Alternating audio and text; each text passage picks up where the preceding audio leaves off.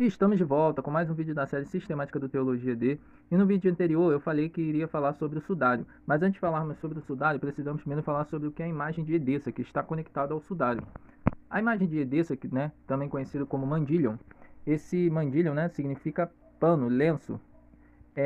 Esse mandilho surge de uma lenda, uma história, que conta que um rei chamado Abigal-Kama, que significou negro, era o rei de Edessa. Edessa era hoje onde é a atual Turquia.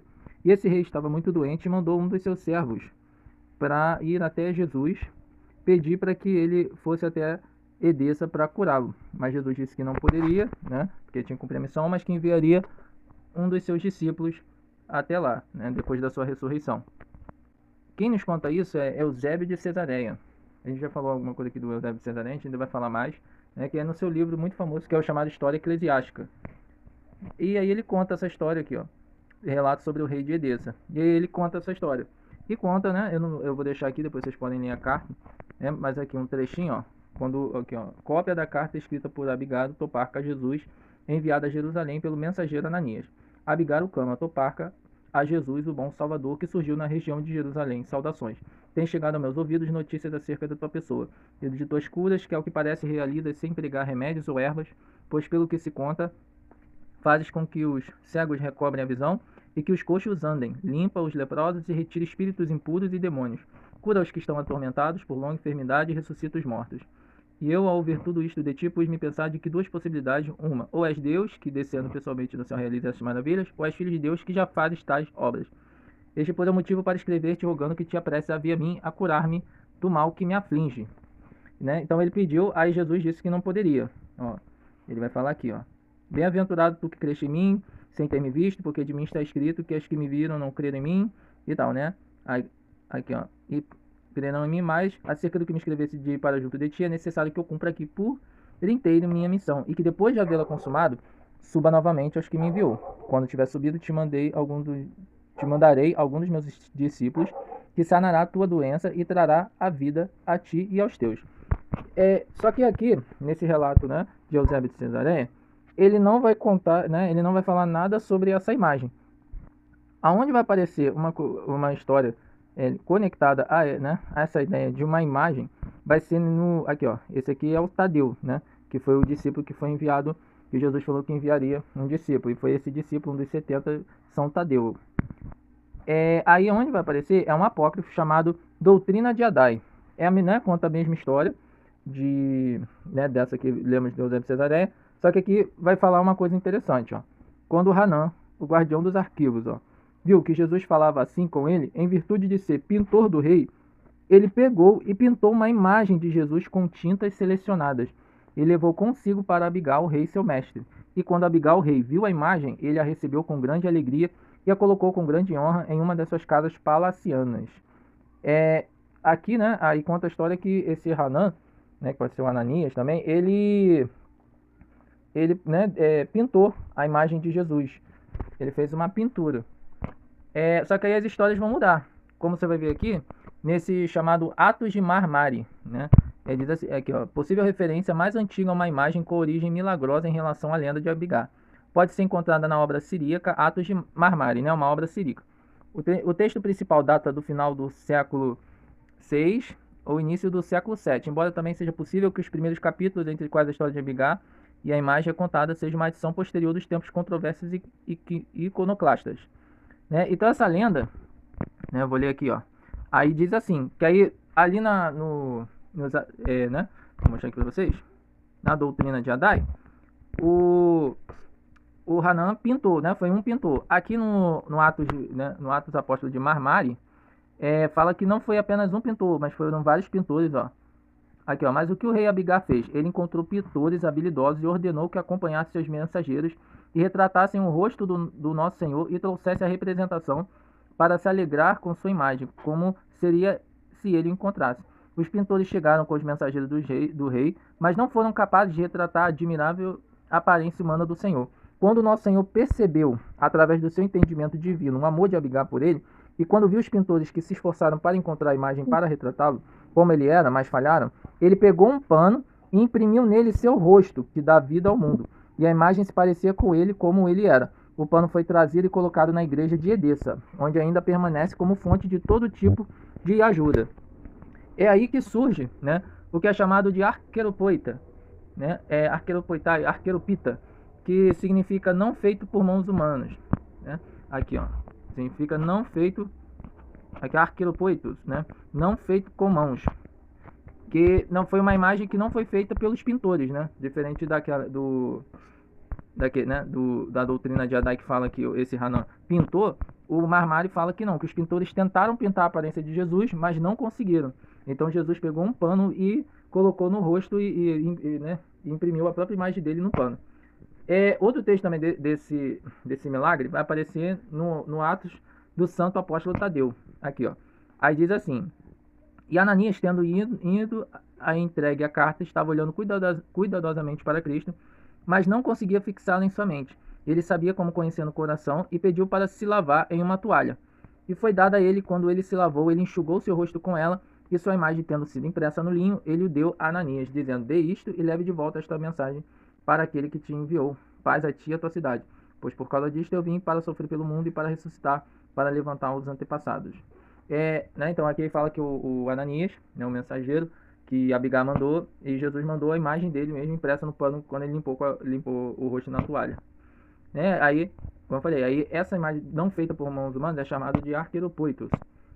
Aqui, né, a imagem do rei Abigail, ó, recebendo o pano, que é a imagem de Jesus, o que é chamado de mandilion. E tem, né, aí tem relatos, né, antigos falando sobre o milagre dessa imagem, como desse Evigários Escolásticos, que também escreveu um livro chamado História Eclesiástica. Aí ele fala aqui, ó, do cerco de Edessa, né? Fala que os persas tentaram invadir Edessa. E aí, né? Aí aqui aconteceu um milagre, ó. Diz assim: a expectativa de pisar na cidade ao amanhecer, eles planejaram abrir uma mina sobre o monte, que os latinos chamam de agestos, e por esse meio aplicar fogo para que a combustão de madeira pudesse causar a queda do monte. A mina foi concluída, mas eles falharam em tentar queimar a madeira, porque o fogo, não tendo saída de onde pudesse obter um suprimento de ar, não conseguiu segurá-la. Nesse estado de total perplexidade, eles trazem a imagem divinamente trabalhada que as mãos dos homens não formaram, o arqueropoitos. Mas Cristo, nosso Deus, enviou Abigail em seu desejo de vê-lo, consequentemente tendo introduzido esta imagem sagrada na mina e lavando com água, eles borrifaram um pouco sobre a madeira, e o poder divino, imediatamente estando presente na fé daqueles que assim fizeram, o resultado foi alcançado, e o que antes era impossível, pois a madeira,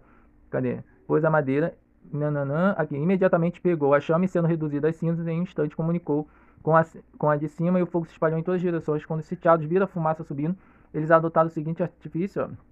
Aí foi, né, vai contando aqui, ó.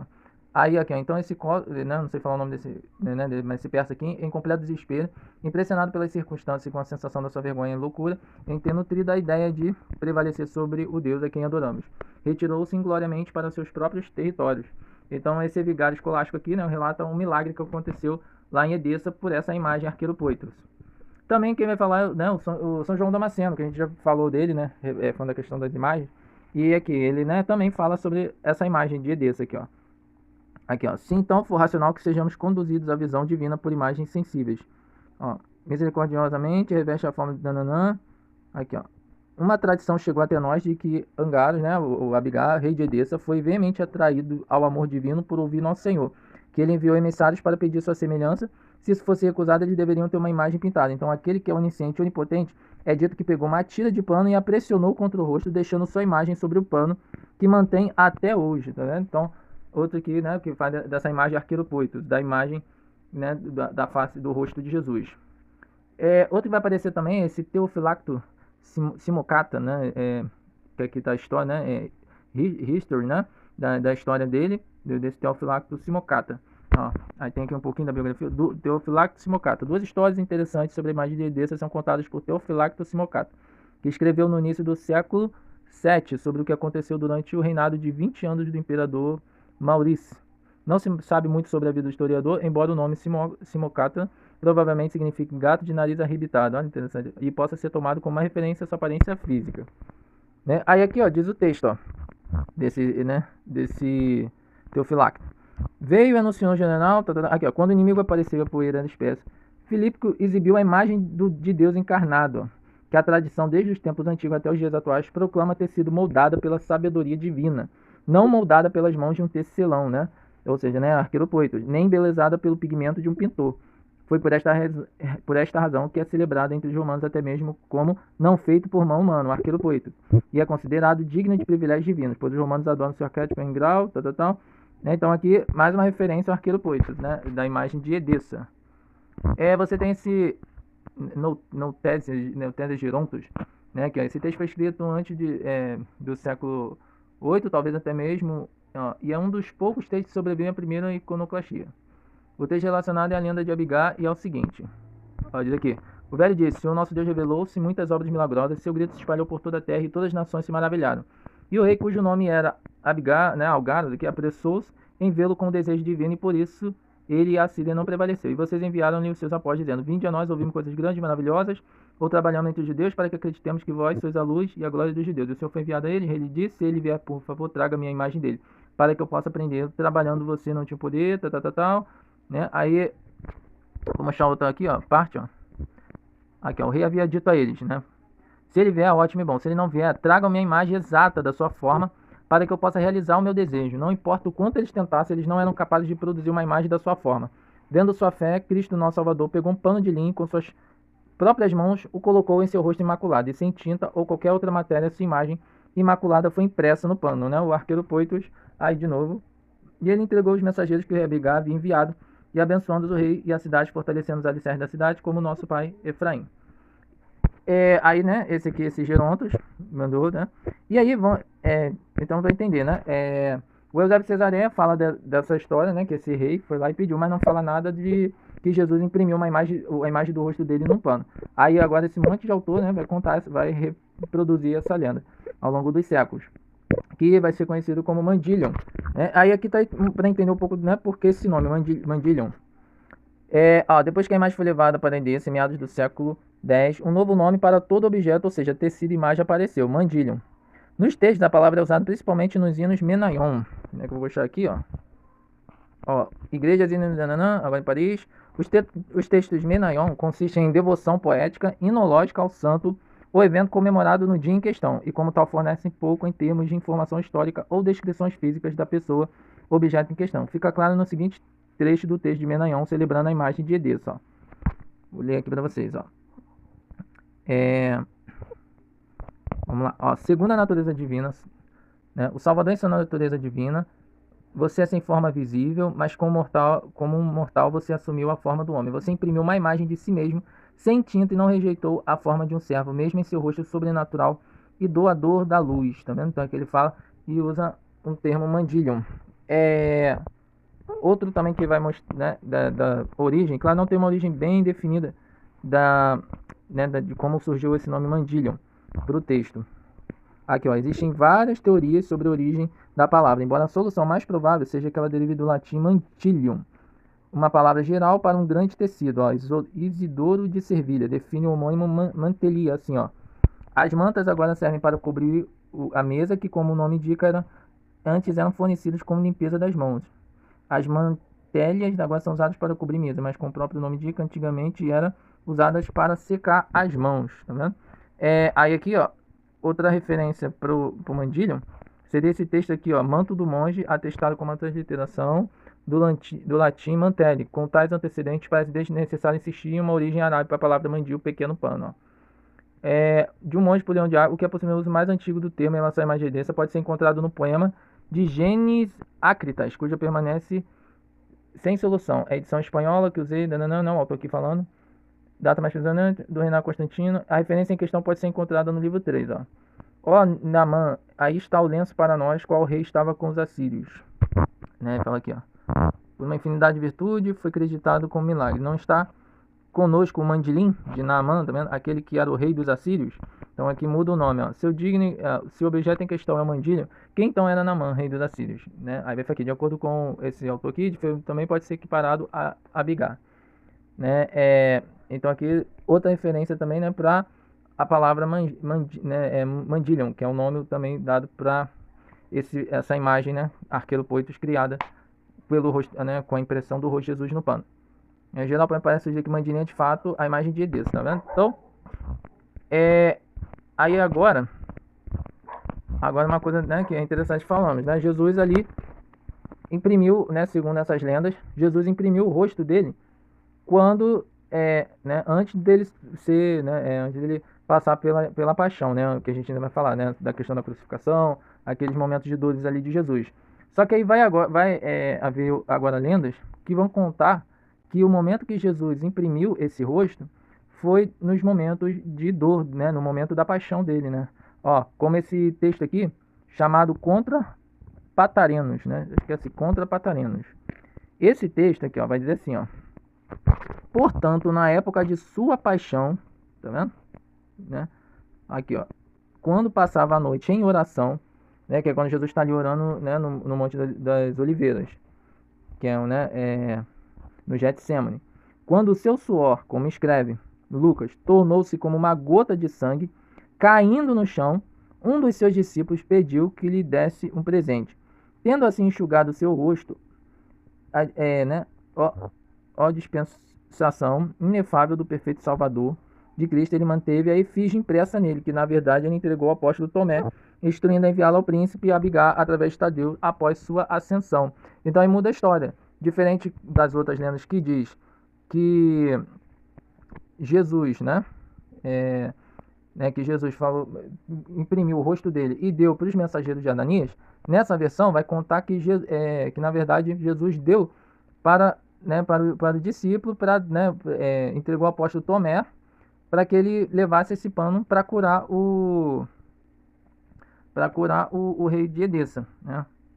Aqui, ó, a primeira Cristo, Salvador perfeito, a toalha preservou a imagem impressa nele e ele entregou ao apóstolo Tomé, ordenando que enviasse por Tadeu. Aqui, ó, também outra referência, que é o chamado Sermão do Gregório Referendário, que, né, ele fala, em 15 de agosto de 944, a imagem de Edessa, não é arqueiro poetas, não feito por mãos humanas, chegou à capital imperial, Constantinopla, vindo de Edessa, né? O sermão pronunciado por Gregório Referendários, arquidiácono da Hagia Sofia em Constantinopla, por conta de chegar da imagem, tal. É um manuscrito conhecido nos arquivos do Vaticano. Foi recentemente redescoberto pelo estudioso de clássicos italiano Gino Zaninotto. O códice, né, o texto data do século XI, né? Então esse sermão do Gregório também vai relatar isso. Aí eu separei aqui os textos para vocês verem, ó. Aqui, ó. Aí ele vem falando aqui, ó: tanto para as cartas como na menção de uma imagem em uma das cartas, a voz da tradição não foi capaz de convencer os sábios ou ajudá-los a entender. Fomos para Endessa, nossas almas queimando no zelo, esperando encontrar nos manuscritos de lá o que Abigar havia feito. Encontramos um grande número de manuscritos escritos na língua siríaca, dos quais copiamos o que nos foi pedido e traduzimos para o grego. Isto é o que diz, né? Aí vai contar a história. Aqui, ó, você, né, ensinou sobre como Cristo desceu à terra, o rei Abigar falando com Tadeu. Aí ele vai contar aqui, ó: pois quando vi desdobrado em seu rosto, fui curado da minha doença e me levantei da cama e senti a força que eu tinha em meu corpo quando estive no auge, né? Aí Tadeu respondeu: quando Ananias, a quem você confiou as cartas, disse na esperança de que além da sua saúde você também desejava olhar para a semelhança do seu rosto como era visto, Jesus disse a ele para vir rapidamente até você com a carta no qual ele prometeu enviar você, um dos seus discípulos, após sua ascensão. Eu sou esse discípulo, mas Jesus, passando pela paixão da sua própria livre vontade, acreditando que a natureza humana teme a morte, de fato a morte vem sobre a própria natureza, foi feita para ver, pegando este pano de linho, ele enxugou o suor que estava caindo em seu rosto como gotas de sangue em sua agonia. Então foi naquele momento ali, no Getsemane, né, que Jesus suou, né, teve suor de sangue, que a gente ainda vai falar quando for falar sobre a paixão, e milagrosamente, assim como ele fez tudo do nada em sua força divina, ele imprimiu o reflexo da sua forma no linho. Tá vendo? Então aí esse Gregório Referendários, a gente mostra aquele Patarenos, né? E agora o Gregório Referendários nesse sermão também do século XI, e ele também fala essa versão, né? Que Jesus não imprimiu no momento que ele estava lavando o rosto, não. Ele pegou, foi no momento ali quando ele estava orando e suou sangue. Aqui, ó. Aí outra passagem também, ó, que ele fala, ó: ele faz isso imediatamente para nós, se assim desejarmos, se olharmos para o reflexo da imensa beleza com ele retratado. Pois não é a arte da pintura que fornece uma porta, tal. Aqui. A pintura estabelece uma forma completa com várias cores bonitas, representando as bochechas com vermelho fluorescente, contorno, orelha e nariz. Falando aqui, ó: essa referendo, então, que todo ser inspirado com a explicação foi impressa apenas pelo suor do seu rosto de originador da vida, caindo como gotas de sangue e pelo dedo de Deus. pois estas são as belezas que compuseram a verdadeira marca de Cristo. Pois depois que as gotas caíram, foram embelezadas por gotas do seu próprio lado. Ambos são altamente instrutivos, sangue e água lá. Aqui suor e imagem. Tá vendo? Interessante? A gente ainda vai falar, né, para você entender o que isso está conectado ao sudário, que a gente vai falar no próximo vídeo. Então aí, né, o Gregório falando sobre isso, né? E é interessante, ó. Aqui, ó. Aí aqui vem dizendo, ó, noite de 16 de agosto de 1940, sangue e água, ali só, imagem aqui, né? O Gregório Referendado falando, ó, que ele reconheceu o suor caindo como gotas de sangue da cabeça de Cristo no manto. Um ano depois, o ícone teve seu próprio dia de festa, 16 de agosto, no calendário ortodoxo. Para ajudar a celebrar esta ocasião, uma história detalhada foi escrita para ele ostensivamente pelo novo imperador Constantino, ó, o sétimo que a gente vai falar. Aí a imagem ela foi transportada de Edessa para Constantinopla. Constantinopla, no século X, Constantinopla era a maior cidade da Europa e a sede do mundo cristão ortodoxo. A grande cidade recebeu a mais renomada imagem de Cristo em seu tesouro das relíquias e a imagem sagrada de Edessa daquela época. Quase todas as igrejas ortodoxas incluíram uma representação dela nas paredes entre suas artes eclesiásticas. Aí aqui, ó, a chegada da imagem, né? Logo após a chegada da imagem de Edessa, Constantinopla em agosto, o imperador romano, filhos e comitiva fizeram uma exibição privada. Aqui, ó. Aí aqui, ó, tá vendo? Tem um desenho como se fosse de um rosto no pano. Quando chegou nessa cidade, Constantinopla. Aí aqui, ó, né, dessa foto aqui, aí a fala, ó. Um grande exército enviado pelo imperador bizantino romano chega às muralhas de Edessa. Então, ainda sob o controle árabe muçulmano, o general bizantino promete deixar Edessa intocada, pagar uma grande quantia de dinheiro e libertar 200 prisioneiros muçulmanos da alta patente. Tudo em troca de rendição do pano com a marca de Jesus. Depois que emitir de Edessa consulta a liderança muçulmana em Bagdá, um acordo é fechado, muito contra a vontade dos cidadãos de Edessa, e o pano é levado para Constantinopla. Então estava sobre o domínio dos romanos, e esse imperador romano fez esse acordo e levou o pano. Outra coisa também é um texto chamado Vossianos Latinos Q69. Ó, ele é do século X, ó, que traduz um provável texto siríaco do século VIII, descrevendo um tecido de Edessa, contendo uma imagem de Cristo do corpo inteiro. Ó, Jesus estendeu todo o seu corpo sobre um pano de linho que era branco como a neve. Neste pano, as feições gloriosas daquele rosto senhoral e a forma majestosa de todo o seu corpo foram tão divinamente transferidas. Este linho, que até agora permanece incorrupto pela passagem de tempo, é mantido na Mesopotâmia, Síria e na cidade de Edessa, em uma grande catedral. Ó. Ele traduz um texto siríaco do século IX. Afirma que Jesus enviou a Abigail um pano branco puro, no qual ele se deitou, imprimindo todo o seu corpo, e o pano é guardado na grande igreja de Edessa. E isso é interessante porque o sudário, que a gente vai falar no próximo vídeo, não é apenas o rosto, é também o corpo inteiro. Olha que interessante.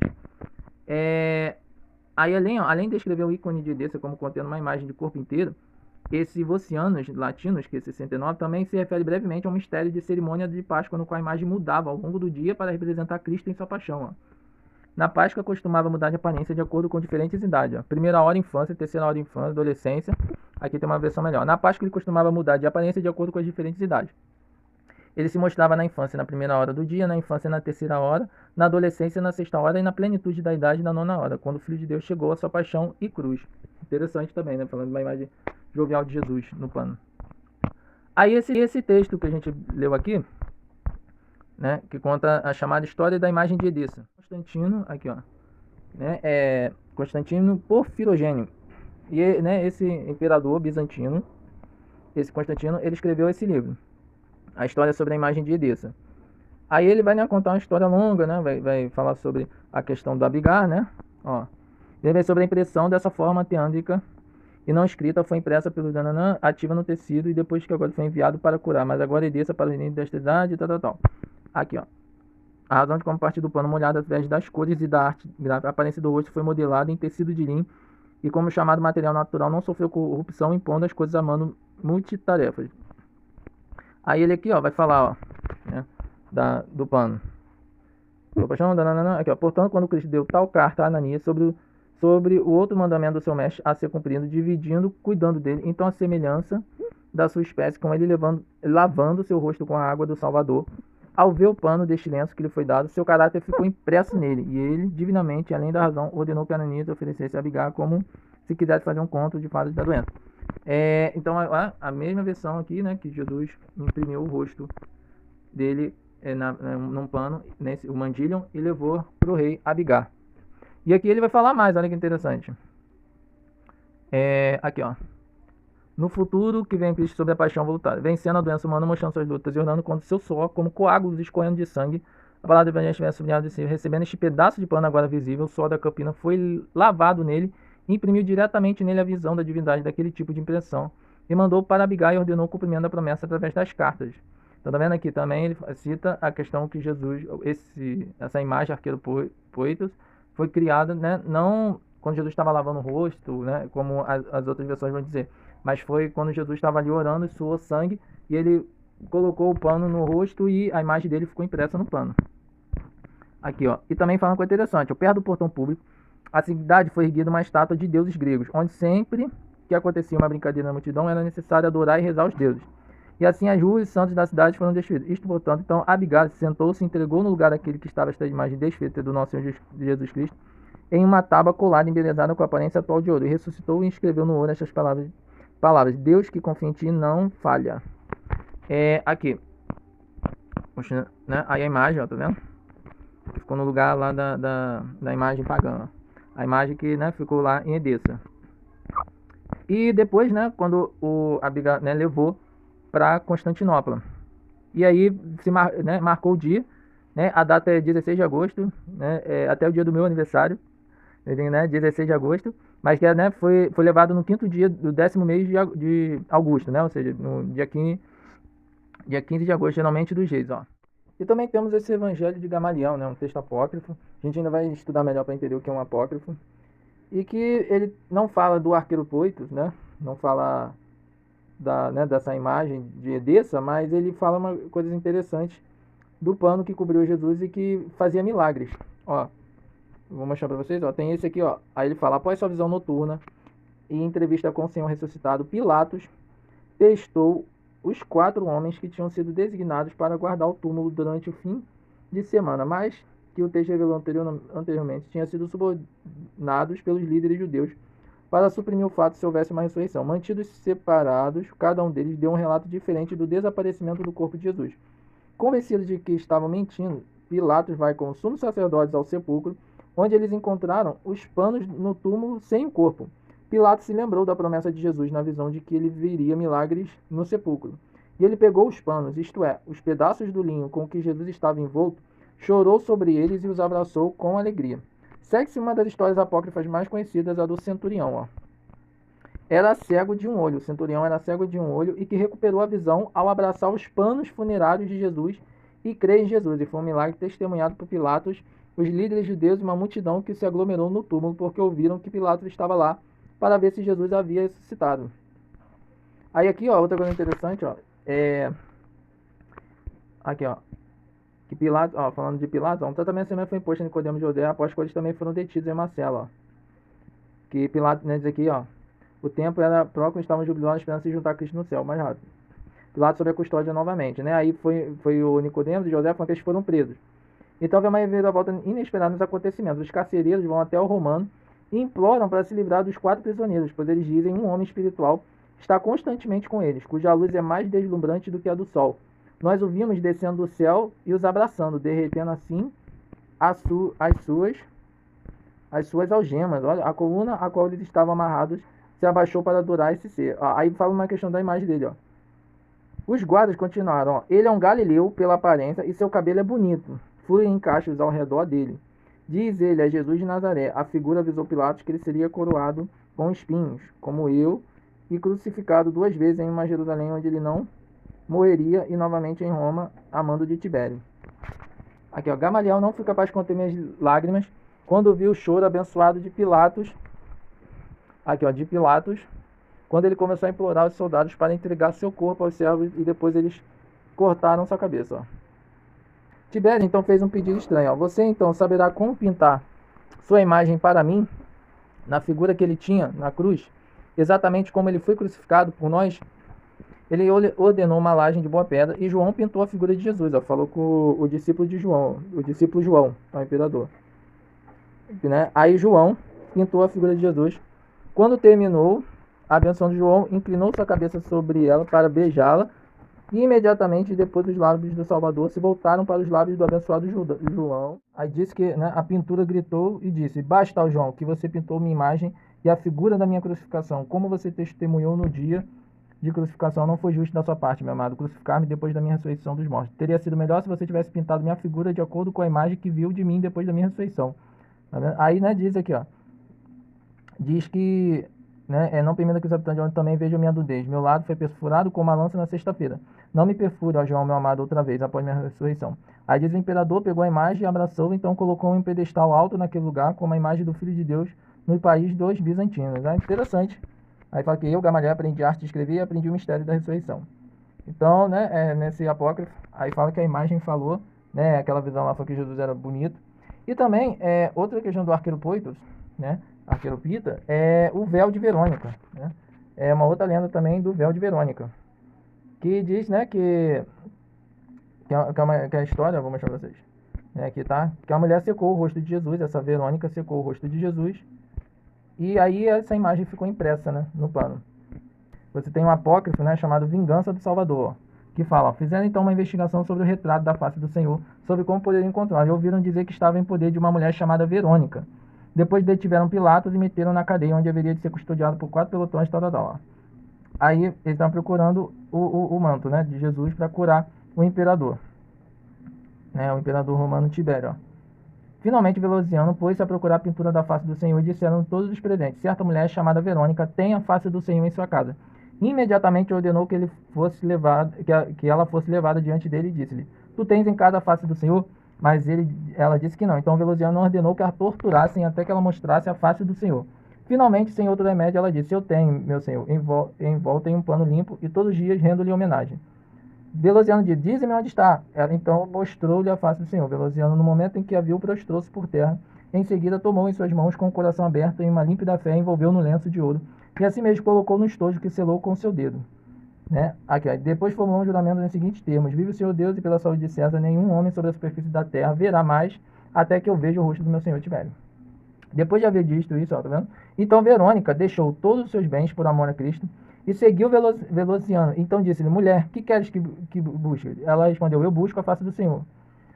Busco a face do nosso Senhor, Jesus Cristo, que me iluminou, não por meus méritos, senão por sua santa piedade. Devolva a minha face do meu Senhor, Jesus Cristo, pois estou morrendo por este piedoso anseio. Se não me devolveres, não a perderei de vista até ver onde irás pô-la. E saiba que eu, miserável como ninguém, servi-lo-ei todos os dias da minha vida, pois estou persuadida de que meu Redentor em pessoa vive para sempre. Então ela foi atrás do pano, né? Interessante. Depois fizeram diligentes pesquisas para encontrar a face do Senhor, e encontrando uma mulher chamada Verônica, que possuía mencionado efígie. Então o imperador Tibério disse a Velociano: como conserva? Este respondeu: tem envolto numa capa colocada num pano de ouro. Tibério disse: traze e descobre diante dos meus olhos, para que eu adore sobre o chão. Caindo por terra de joelhos, então Velociano estendeu seu manto e o pano de ouro onde estava o lenço gravado com a face do Senhor. O imperador Tibério pôde vê-la. Este, no instante seguinte, adorou a efígie do Senhor com o coração puro, e sua carne ficou limpa, tal qual de uma criança. E todos os servos leprosos, coxos, mudos, surdos, aleijados e várias doenças que estavam ali presentes foram recuperando a saúde e ficaram sadios e limpos. Olha que interessante. Então aí fala desse relato do véu de Verônica, né? Que aí aqui, esse também que foi impresso o rosto de Jesus. E nesse texto aqui da Vingança do Salvador, um apócrifo também, Tibério estava com enfermidade, com lepra, e pediu para esse, né, para esse emissário caçar o pano que estava com essa mulher chamada Verônica. Aí uma, né, que é uma versão muito famosa, né, que é ali, né, que assim, da tradição católica, né, que você sempre vai ver ali que é no momento da paixão de Jesus ali, né, na Via Dolorosa, que fala que essa Verônica, onde foi imprimida o rosto de Jesus, foi quando Jesus estava ali, né, indo para ser crucificado. Aí a primeira versão que conta sobre isso vem desse Roger, né, Argenté, um negócio assim. Ele é uma Bíblia, né, francesa, ó, da Bíblia francesa, traduzido para o inglês médio, ó, aí diz assim: então lá foi à frente do Nosso Senhor uma mulher santa chamada Verônica, que carregava um lenço para vender no mercado barato. E quando ela riu e viu Nosso Senhor tão sujo, ela ficou muito triste e chorosa. E pegou o lenço e disse: Jesus, estou muito triste por este martírio que tu sofres sem razão. Mas segura este lenço e limpa bem o suor e o sangue do teu rosto abençoado. E assim ele fez. E ali estava o rosto do Nosso Senhor retratado no lenço, como se tivesse sido o seu rosto de todo. Então Nosso Senhor levou a Verônica seu casaco novamente e ordenou que ela o guardasse bem, pois ele ajudaria a curar muitas doenças. Então, é isso, gente. Aí, né? Então, aqui da doutrina de Shaddai, falando foi o primeiro, que fala que se não fez aquele Hanan, né? Tentou pintar o rosto de Jesus, mas não conseguiu, e Jesus fez a imagem Arqueropoitos. E aí você tem um monte de versões, né, desse rei de Edessa, e você também tem essa versão do véu de Verônica. Então é isso, gente. Muito obrigado por assistirem. Aí no próximo vídeo a gente vai complementar agora falando sobre o sudário. Lembrando que falar sobre o sudário é um assunto que renderia muitos vídeos. E a intenção minha, né, a intenção desse vídeo é falar sobre a face de Jesus, sobre a imagem de Jesus, né? Então, algumas coisas sobre o sudário a gente vai falar só quando for falar sobre crucificação, ressurreição, mas aí vai se basear mais sobre a questão da aparência, tá? Então, muito obrigado por assistirem, fiquem com Deus e até a próxima!